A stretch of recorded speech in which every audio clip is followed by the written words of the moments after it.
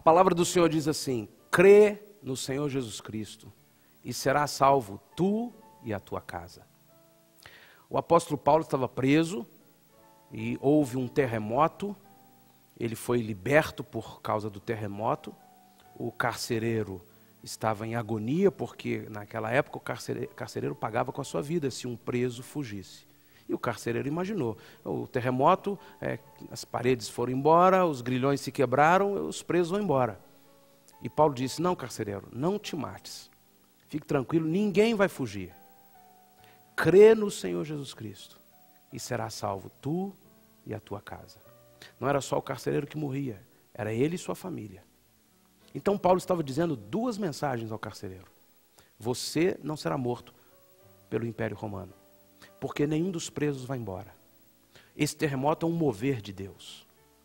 Mas crê no Senhor Jesus Cristo e serás salvo também na vida eterna.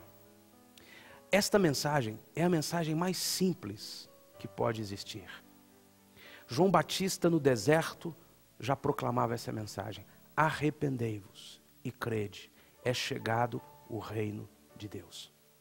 Jesus encarnou esta mensagem: arrependei-vos e crede. E todo aquele que decide crer no Senhor Jesus Cristo, e crer não é um produto, um fruto de um raciocínio, de uma lógica, agora entendi. Crer é uma decisão. E eu convido você a tomar esta decisão. Eu convido você a dizer: Jesus Cristo, eu creio em Ti. Eu creio na Tua palavra. Eu creio que Tu estás para voltar.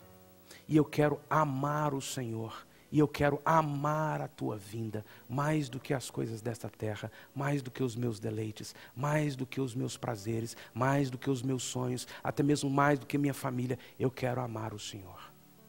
Eu estou ministrando a você, para que você ouça esta mensagem e decida crer. É a nossa vitória, é a nossa salvação. Creia no Senhor Jesus Cristo e será salvo tu e a tua casa. Pode ter certeza que é salvo de uma série de circunstâncias que hoje assolam a sua vida. Mas é salvo também na eternidade. Todos nós vamos deixar esta terra e teremos que prestar contas a Deus.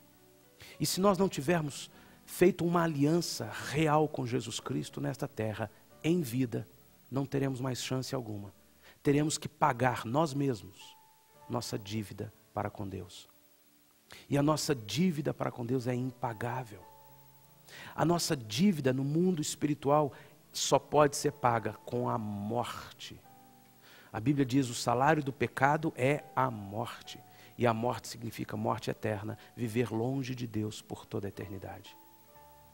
Eu não estou estudando com você sobre a vinda de Jesus para que você tenha mais estudo. Se você é um daqueles crentes que estuda e que gosta de uma palavra, porque gosta de estudar, gosta de anotar, mas não muda de vida, então você está perdendo seu tempo. Eu estou ministrando a você para que você tenha um posicionamento. Senhor, eu quero viver. Eu estou ouvindo essas trombetas. As pessoas não estão ouvindo, as pessoas não estão achando que é isso, como nos dias de Noé. Mas eu estou crendo. Eu creio, Senhor. Eu estou ministrando a você para que você creia no evangelho simples do Senhor Jesus Cristo. E então tenha uma aliança com Ele. E Ele entre na sua vida e traga o seu reino e comece a governar você de forma absoluta. Então transforma a sua vida, traz graça, traz alegria, porque o reino é paz, alegria, é amor. Os frutos do Espírito Santo: fé, gozo, mansidão, longanimidade, bondade, fé, alegria. Eu estou ministrando isso a você, no poder do Espírito Santo, no nome do Senhor Jesus Cristo, para que esta mensagem chegue ao seu espírito. E eu proclamo que você é livre para crer. No seu espírito, no seu coração, na sua mente, você está livre, em nome do Senhor Jesus Cristo, para crer que Jesus Cristo está voltando. E Ele me coloca aqui hoje para trazer essa mensagem. Eu sou uma trombeta para você hoje. Eu sou, com este programa, um acontecimento que te anuncia mais uma vez: Jesus está chegando, põe tua vida em ordem. A palavra do Senhor nos diz, capítulo 8 de Apocalipse, verso 12, o quarto anjo tocou a sua trombeta. E foi ferida a terça parte do sol, a terça parte da lua e a terça parte das estrelas, para que a terça parte deles se escureça, e a terça parte do dia não brilhe, e semelhantemente a da noite. A palavra do Senhor está nos dizendo que a quarta trombeta diz respeito a todas as alterações no céu, no sol, na lua, nos astros, no clima, no tempo. Em Apocalipse capítulo 9, verso 1, nós lemos: o quinto anjo tocou a sua trombeta, e viu uma estrela que do céu caíra sobre a terra, e foi-lhe dada a chave do poço do abismo. E abriu o poço do abismo, e subiu fumaça do poço, como fumaça de uma grande fornalha. E com a fumaça do poço escureceram-se o sol e o ar.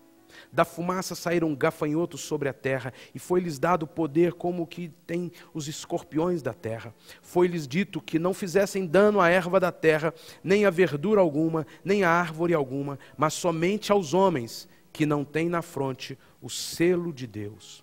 Foi-lhes permitido, não que os matassem, mas que por 5 meses os atormentassem. E o seu tormento era semelhante ao tormento do escorpião quando fere o homem. Naqueles dias, os homens buscarão a morte, e de modo algum a acharão. E desejarão morrer, e a morte fugirá deles. A aparência dos gafanhotos era semelhante à de cavalos aparelhados para a guerra. E sobre as suas cabeças havia como que umas coroas semelhantes ao ouro. E os seus rostos eram como rostos de homens. Tinham cabelos como cabelos de mulheres, e os seus dentes eram como os de leões. Tinham couraças como couraças de ferro, e o ruído das suas asas era como o ruído de carros de muitos cavalos que correm ao combate. Tinham cauda como ferrões, semelhantes às caudas dos escorpiões, e nas suas caudas estava o seu poder para fazer dano aos homens por 5 meses. Tinham sobre si como o rei o anjo do abismo, cujo nome em hebraico é Abadom e em grego Apolion. Abadom e Apolion é o nome do anjo das trevas, o anjo destruidor, o anjo da destruição. É o nome de Satanás, o destruidor. A quinta trombeta, nós ainda precisamos de tanta luz para entendermos o que está aqui. Eu não tenho tanta luz como Deus me deu sobre o rio Eufrates. Mas eu e você podemos entender algo. Nós estamos vivendo um tempo em que muita gente está procurando a morte. Muita gente foi picada por um escorpião deste século, que tem a coroa de ouro, que diz respeito a dinheiro, que tem cabelos de mulher, que diz respeito à sensualidade, aos prazeres desta vida. Muita gente está sofrendo, agonizando com a vida, e não consegue nem mudar, nem melhorar, nem acabar com tudo de vez. A vida da sociedade, os homens hoje estão vivendo mais como esses aqui. Por conta de guerras, de dinheiro, estão se aferroando, estão ferindo uns aos outros, como estes escorpiões citados aqui. Não há dúvida que precisamos de muito mais luz sobre tantas profecias que nós temos ainda na palavra. Mas nós podemos entender, há um sinal, há uma trombeta clara. A situação, os relacionamentos, a vida dos homens hoje anuncia a volta de Jesus. A podridão da sociedade, a podridão dos casamentos tantas vezes, a podridão dos relacionamentos, a podridão das estruturas políticas, sociais, econômicas do nosso século, anunciam que o mundo já entrou em total domínio de Satanás e das trevas. O seu rei, em hebraico, é Abadom, e Apolion em grego, que significa o anjo da destruição. O rei desta sociedade, como diz a palavra, o mundo jaz no maligno, é Satanás. A palavra do Senhor diz no capítulo 9, verso 13 e 15, sobre a sexta trombeta, que diz respeito ao rio Eufrates. E eu quero enfatizar que você baixe lá no site esta ministração, És Bem-vindo, Cordeiro. Você tem 2 CDs, És Bem-vindo, Cordeiro. Um traz este estudo sobre o rio Eufrates. O outro traz uma série de músicas. Músicas que vão abençoar a sua vida e que proclamam a vinda do Cordeiro Jesus Cristo. A palavra do Senhor é muito clara. No capítulo 16, o Senhor diz assim, no versos 17 a 19, o sétimo anjo derramou a sua taça no ar, e saiu uma grande voz do santuário, da parte do trono, dizendo, está feito. Está feito. Em Daniel, no capítulo 12, no verso 1, nós lemos assim, naquele tempo se levantará Miguel, o grande príncipe, que se levanta a favor dos filhos do teu povo. E haverá um tempo de tribulação, qual nunca houve, desde que existiu nação até aquele tempo. Mas aquele tempo livrar-se-á o teu povo, todo aquele que for achado escrito no livro. Esta palavra profética, ela é uma palavra maravilhosa para a minha vida e para você. Nós não temos o que temer. Noé não temia o dilúvio, porque ele sabia que a salvação já havia chegado à sua família. Aqueles homens que criticavam Noé por 120 anos, bateram lá desesperados, por favor Noé, deixa-nos entrar. Eles temiam o grande dilúvio que já estava acontecendo, mas não havia mais tempo de salvação. Nesta palavra, Deus usa o profeta Daniel e diz assim, um anjo, Miguel, se levantará e ele protegerá os filhos. Não precisa se preocupar, haverá proteção para aqueles que estão escritos no livro da vida. Aqueles que têm uma aliança com Jesus Cristo. Proteção. Talvez você esteja vivendo uma angústia, como aquelas ferroadas dos escorpiões que envolvem dinheiro, envolvem os prazeres desta vida. A Bíblia diz que há salvação. O Senhor envia os anjos e se acampam ao nosso redor e nos livram de todo o mal. Como na terra do Egito, havia um terreno, um espaço que se chamava Terra de Gósen, onde habitavam os hebreus.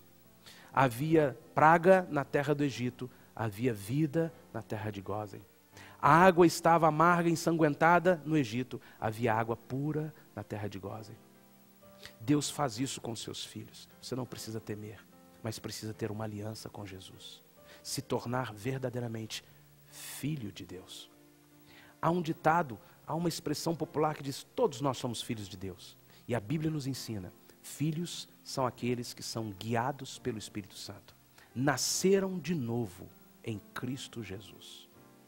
Todos somos criaturas, mas filhos são aqueles que tiveram uma experiência pessoal com Jesus Cristo e o têm como Senhor absoluto.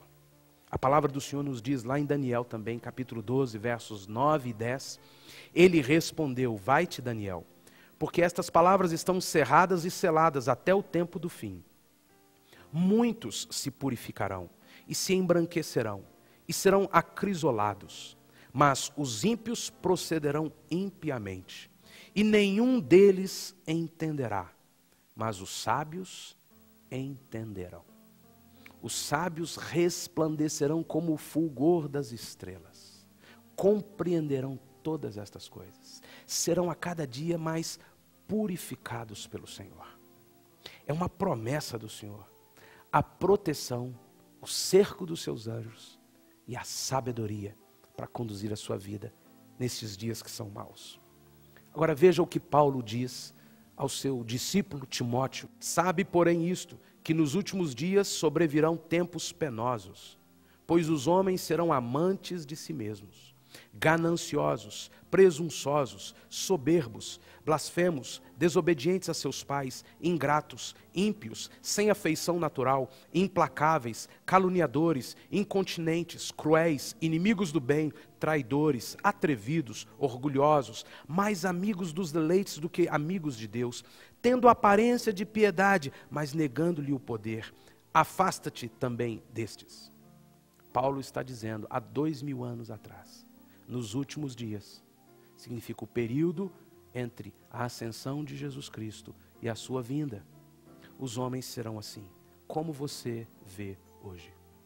Eu estava há pouco tempo conversando com uma pessoa que estava desiludida com a vida profissional. Um homem correto, um profissional correto, que sempre fez contratos corretos, sempre honrou seus contratos, e ele estava vendo, hoje não acontece assim mais. As pessoas até com contrato estão desonrando os contratos. Eu não consigo mais andar como eu andava antes. É impressionante como que eu tenho que pagar propina em qualquer lugar. É impressionante como que eu tenho que ser desonesto. É impressionante como que eu tenho que pôr um produto de qualidade questionável. É impressionante como que a sociedade, o comércio, o sistema vai me pressionando, porque os homens são gananciosos, mentirosos, desobedientes, orgulhosos, vaidosos, senhores de si mesmos, buscando o próprio interesse.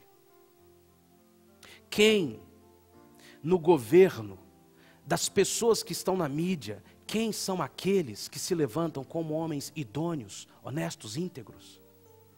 Quem no comércio, de vez em quando você encontra alguns que estão a qualquer preço, sendo íntegros.